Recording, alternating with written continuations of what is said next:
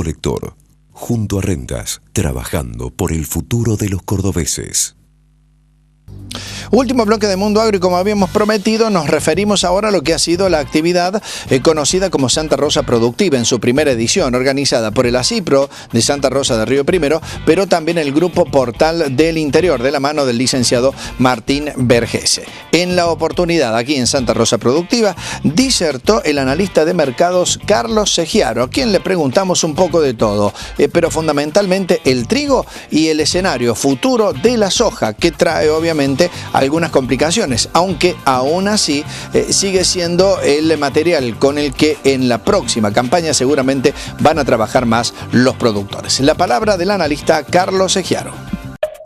Llega la hora de la eficiencia. Cuarta Agromutual 2013, la jornada más convocante del noreste cordobés. Mario Mondino, especialista del INTA Rafaela, expondrá las claves para mejorar los números del tambo. Rolly Barrea, el productor agropecuario del 2012, hará hincapié en el desarrollo sustentable de la empresa familiar tambera. Y Salvador Di Stefano, el economista del momento, analizará los escenarios políticos y económicos 2013-2014. Además, estarán las empresas líderes de la región, más el tradicional agasajo con ágape criollo, coffee break y sorteo de premios. Te esperamos en Agromutual 2013, jueves 8 de agosto, 17 horas, Salón Centenario, La Para, tranquera de ingreso a la Gran Cuenca Lechera.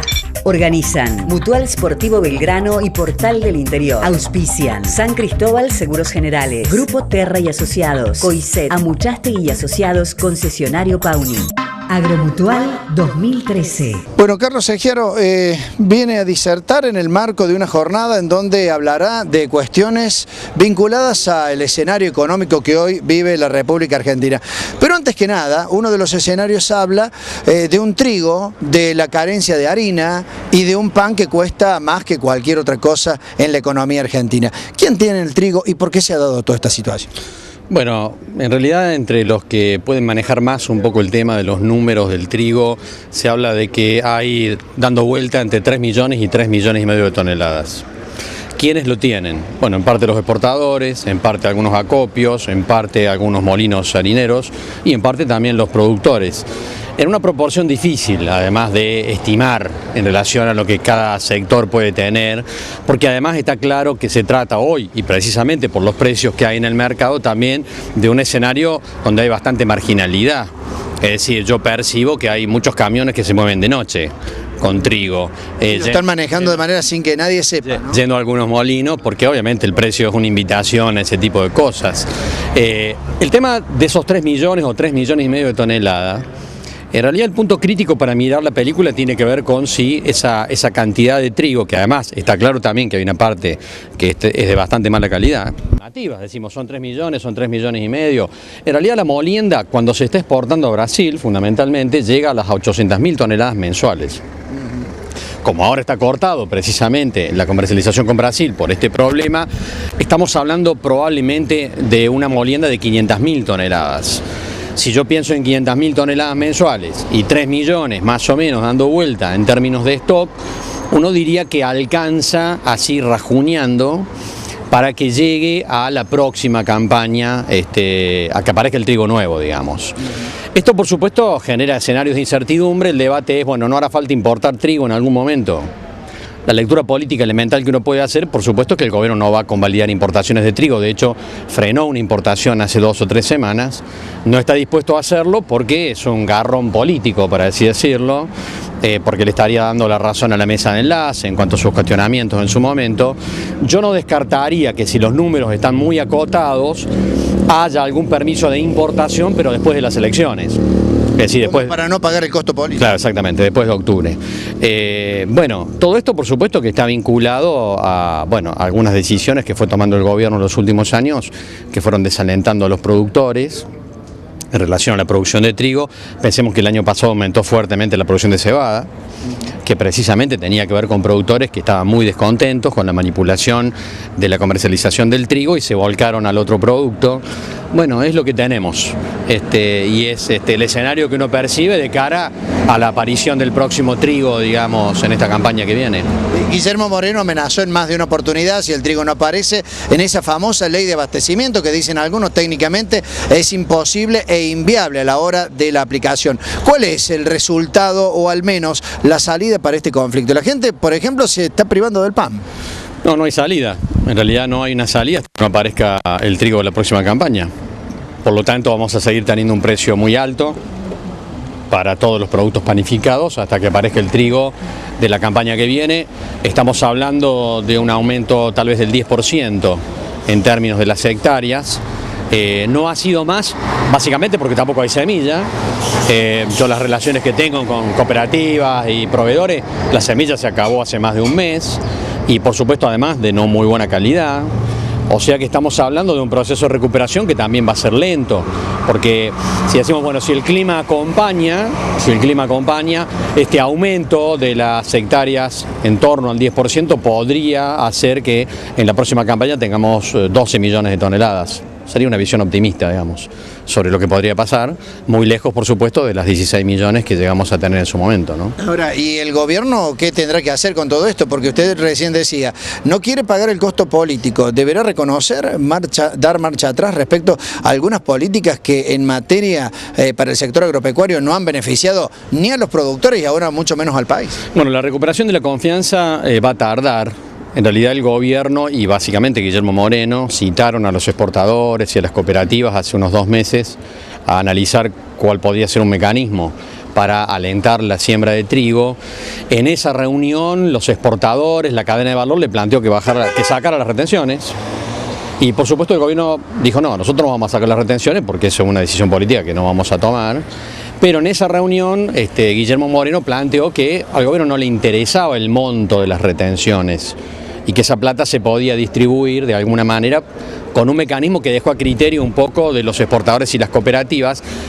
De ahí salió la propuesta del famoso fideicomiso, que está planteado, digamos, que van a manejar en principio las cooperativas, ACA, AFA y otras cooperativas más. Los recursos que surjan de las retenciones van a ir a parar a ese fideicomiso y entonces el sector privado va a ser el que lo reparta. Hagamos un número, supongamos que fueran 12 millones de toneladas finalmente las de la próxima campaña, donde decimos 7 son para mercado interno y 5 son para exportación. Las retenciones obviamente no son sobre todo el trigo, sino solo para las de exportación, o sea que las retenciones, las exportaciones que se recojan de esos 5 millones, después las cooperativas en ese fideicomiso las repartirían entre todos los productores de las 12 millones de toneladas. Cuando uno habla de este mecanismo que fue propuesto no por el gobierno, sino por las entidades, los productores obviamente que desconfían, porque tienen el antecedente del Maíz Plus, digamos, un montón de cosas que no se cumplieron. Mi lectura es que esta vez se va a cumplir. Pero en realidad la confianza va a retornar lenta y progresivamente después de esta próxima campaña, que ya está totalmente jugada porque además no hay más semilla y el trigo está sembrado.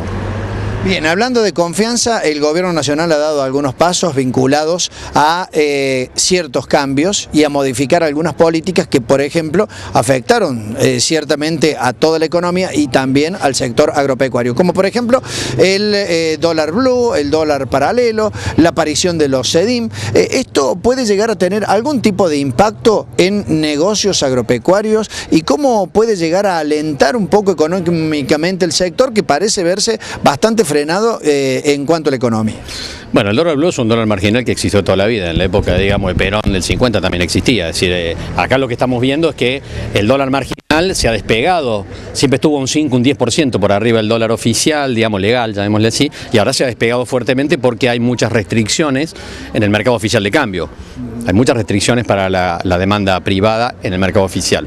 Yo ahí no veo cambios. Yo no percibo que el gobierno argentino vaya a modificar este año, probablemente tampoco el año que viene, su actitud de racionamiento, digamos, sobre las divisas, especialmente las que están vinculadas a lo que se llama atesoramiento. Creo que ahí no hay que esperar cambios.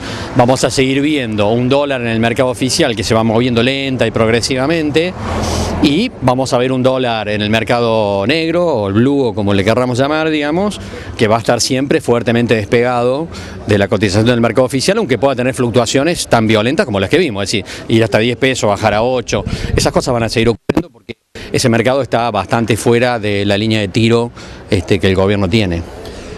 Los especialistas señalan que para la próxima campaña, y hablando de la soja, con la caída del precio a nivel internacional, el productor que va a alquilar un campo y que va a incurrir nuevamente en la soja, va a tener que hacer números muy finos para ver si el ejercicio le cierra positivamente. Es tan así, ha caído muchísimo la rentabilidad en el campo particularmente y en la soja. Sí, si yo miro la cotización ya por debajo de los $300 para la soja mayo 2014 en Argentina y no hubiera un accidente climático en el hemisferio norte, en realidad ese precio de $300 sería casi un techo. El precio iría más abajo todavía de lo que lo estamos viendo hoy, tocando los $290. Para productores que trabajan sobre campos alquilados, esos precios son incompatibles realmente con un margen de rentabilidad. Yo creo que estamos frente a un escenario donde inevitablemente hay que sentarse a debatir los valores de los alquileres de los campos, porque alguien me dirá, no, pero acá se viene una mega devaluación, entonces el dólar se va a peso en el mercado oficial y el que está mirando esa película está equivocado. Eso no va a ocurrir, al menos en la próxima campaña. Mira los valores de los alquileres del año pasado, esos números no cierran con la expectativa de precios que estamos mirando para la próxima campaña a nivel internacional. Bien, y con ese escenario... En campos alquilados, ¿no? Bien, y con ese escenario más la inflación para lo que son algunos de los productos que se utilizan habitualmente. Por ejemplo, en materia de agricultura, ¿existe el riesgo de que haya productores que estaban realizando esta tarea en campos alquilados que se puedan retirar de la actividad? Bueno, pensemos lo que decidió el Tejar, lo que decidió Marca Líquida, es decir, los que se han retirado son los grupos más grandes precisamente. Los que están mirando un escenario de descompresión de precios internacionales, con aumento de los costos de producción y valores de los alquileres que son incompatibles con los márgenes de rentabilidad razonables. Esto va a generar de alguna manera una recomposición en el debate, yo esto lo percibo en todos lados.